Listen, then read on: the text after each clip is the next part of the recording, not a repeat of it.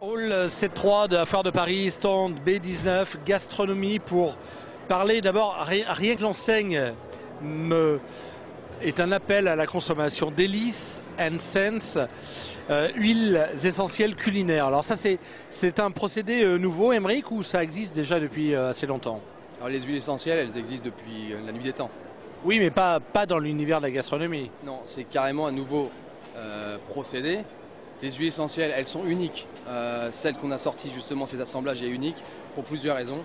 La première, elles sont fabriquées par un laboratoire à côté de Lausanne, qui est le seul au monde à faire des huiles essentielles pour la cuisine. C'est-à-dire il a une norme bien spécifique alimentaire pour vendre ces huiles essentielles pour la cuisine. La deuxième spécificité de notre gamme, c'est que les huiles essentielles sont diluées.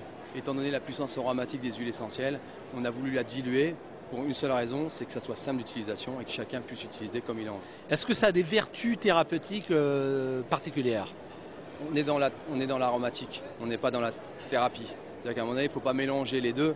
Donc là, on est vraiment dans l'aromatisation. Alors bien entendu que c'est bon pour la santé. La gamme est certifiée agriculture biologique. Ce sont des extraits de plantes, donc c'est des extractions à la vapeur d'eau de plantes aromatiques. Donc bien entendu que c'est bon pour la santé.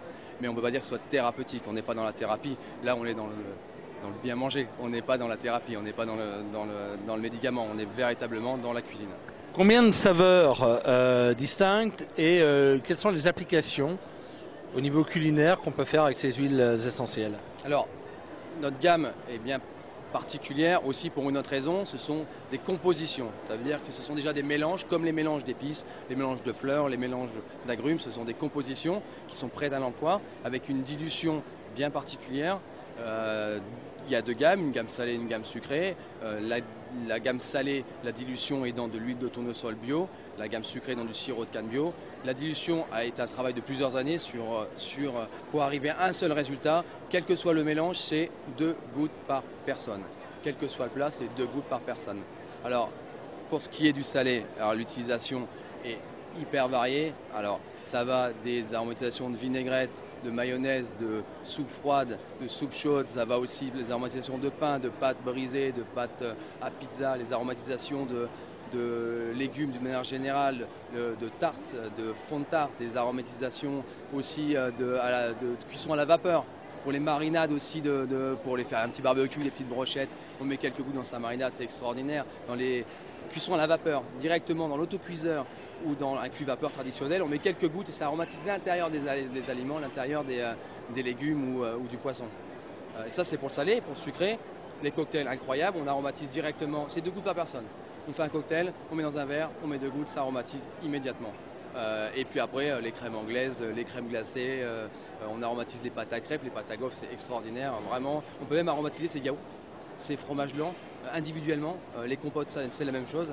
Là, l'utilisation, elle est presque infinie. On peut se faire une petite démonstration d'une application culinaire à base d'huile? Ouais, on va faire une petite mousse au caramel, très facile.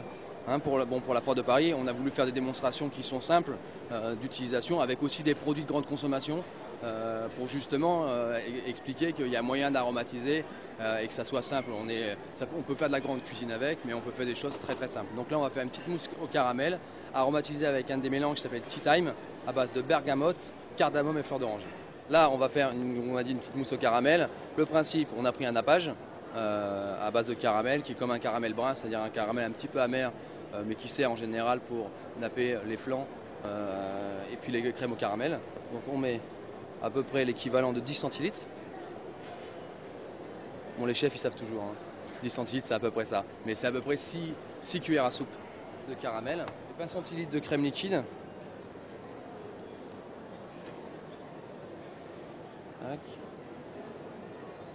Alors top chrono, normalement ça prend 1 minute. De la crème anglaise. Si on met que de la crème liquide, on est plutôt dans la chantilly, donc on a quelque chose qui est un peu gras, donc on va essayer aussi de le rendre un peu moins gras en mettant de la crème anglaise. L'avantage de la crème anglaise, c'est que comme elle est épaisse, on a quelque chose qui va quand même être stable et assez épais. Si on met pas assez de matière grasse, le problème c'est que la mousse ne tient pas. Donc le but c'est de trouver juste le milieu entre le pas assez et le trop. Voilà. Et là on va rajouter notre mélange Tea Time. Pourquoi Tea Time et pas un autre mélange? Alors celui-là parce qu'on a fait des essais avec plusieurs. on trouve qu'avec le caramel, ça se marie super bien.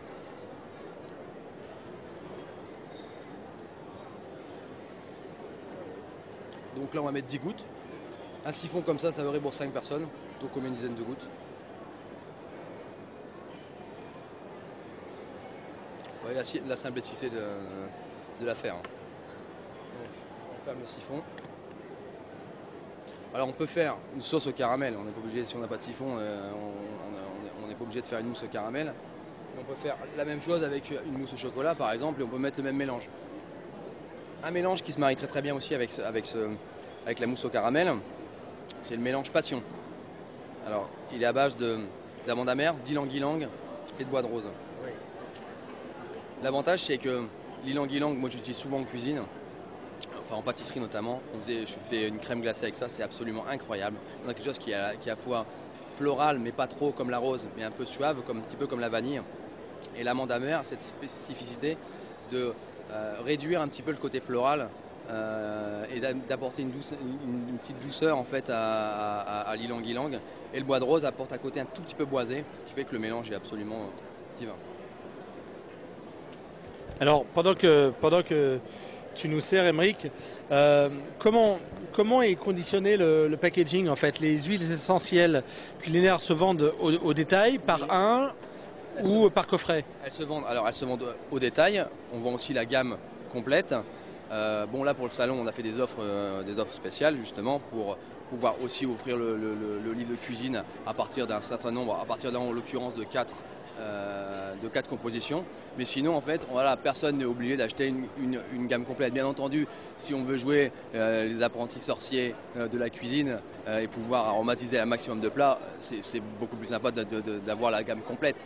Mais on peut essayer, on a pas mal de gens d'ailleurs qui viennent, qui essayent un produit, qui en prennent un, et puis après qui nous disent on va revenir, et qui reviennent et qui prennent la gamme complète, parce que là c'est vraiment quelque chose qui est très ludique. Hors foire de Paris, où est-ce qu'on peut trouver ces huiles?